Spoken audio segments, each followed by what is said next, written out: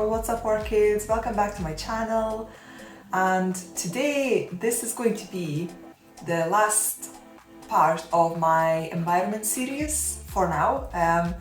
So today I'm going to cover the humidity and the airflow around my orchids in my living room, and yeah, this is going to be the last part for now. And if I update my setup, if I change anything, or if I move my orchid somewhere else, then I will do another video to explain what I've changed. So this playlist will be getting updated pretty much forever while I'm keeping orchids, yeah, as I change my setup, I will keep you guys updated. So I'll turn the camera around and I'll show you my setup and where my orchids grow and how I keep the humidity around them and what the airflow looks like. So let's just jump right in. Okay, so as you know, I keep my orchids on this shelf with the wheels, and I've also got my orchids up on the shelves near the wall. So basically what I do is during summer I just keep them like that. So these are going on the shelf, and these shelves as well, I just have pots lined up all over these shelves, and there is no humidity trace at all. And usually my humidity here would be around 60 to 80%, which I think is quite good and quite high.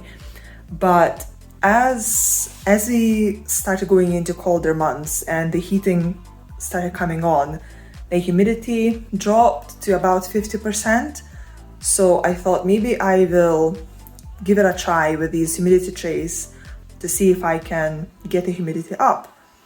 I have to say, I'm not very impressed. It's not really keeping the humidity up as much as I would like. So what I've got in here is, there's a plastic tray in here, and there is leca pebbles in the tray, basically just to break the surface of the water so it evaporates faster. And I've just got some water in here. I quite like that it's, leca here rather than stones or glass pebbles. I first tried it with stones and glass pebbles, but if I fill this tray up higher, then these glass pebbles will just stay below the surface, and it doesn't help, to break the surface. Whereas leca, it floats.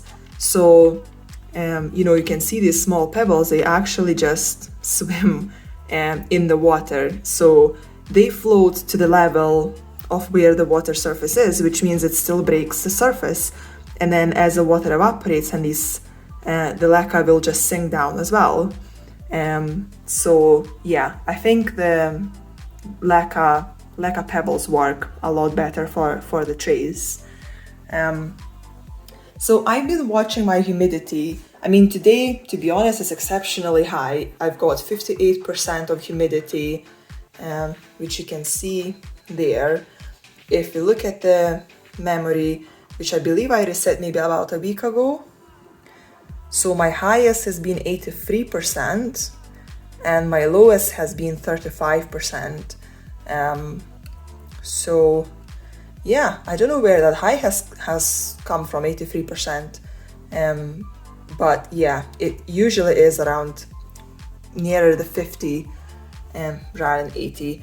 And I've done some footages as well, and I will insert them here. So I was just kind of looking, when this tray goes dry and there is no water for a few days, I checked the humidity and it was about 50%. So basically without the tray, I have about 50% humidity in the room.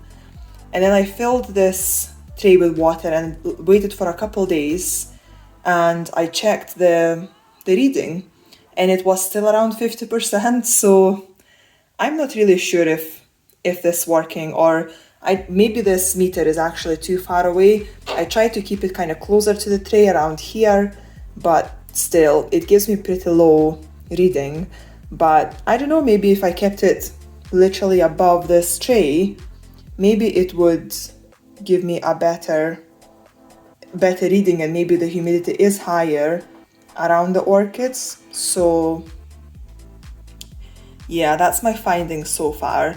I mean, in terms of orchids, I haven't really seen much improvement or, um, them kind of deteriorating. This cattleya here it's got no roots at all. It's a back cutting basically, and I'm waiting for it to push out a new growth, which it doesn't. And yeah, I've noticed that this leaf started curling upwards, which means I think it doesn't get the humidity it needs. Obviously, it can't get water from the media because it has no roots. So the only way for it to stay humid is through the leaf, and it just doesn't get enough humidity, I think. So yeah, I'm not sure if these trays are working. And what I also noticed is that it accumulates quite a lot of springtails in these trays. So I washed this tray just now because when I lifted one of these pots, there was literally a pile of springtails underneath. I don't know where they're coming from and why they love living in the humidity tray so much. I mean, Bleca is inorganic media, so I don't think you can feed on that. This is obviously plastic tray, so again, same thing.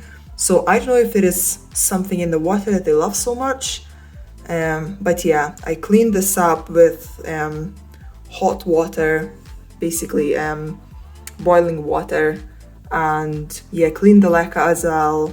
So yeah, we'll see if they come back. So yeah, not too happy about that, to be honest. I don't really want...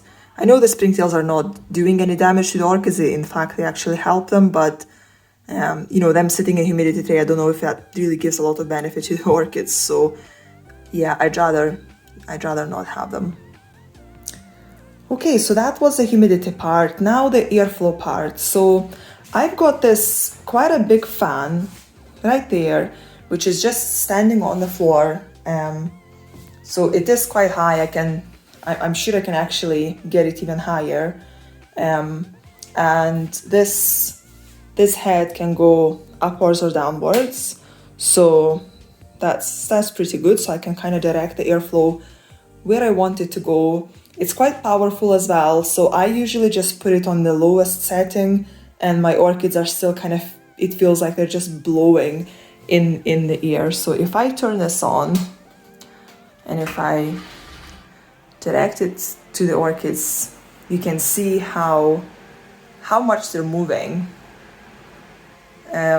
So I try to actually put this fan a bit further away, and just direct it kind of not directly to the orchids, but almost in between, so it covers this top shelf and these shelves on the walls as well. It doesn't really reach the shelf below. Let me turn this off because the background noise is probably quite bad. Yeah, it doesn't really give a lot of airflow to these orchids below, but I think it's enough. It still circulates the air in the area, and it still gives a benefit.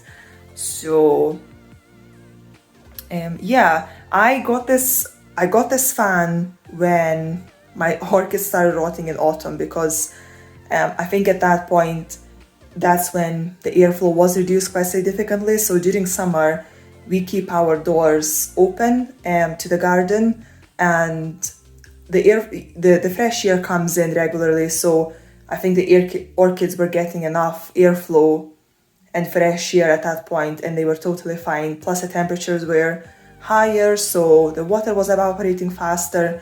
Whereas in autumn, the door was staying closed, so there was no really airflow going through. So I got this fan, and yeah, I think the plants are a bit happier now.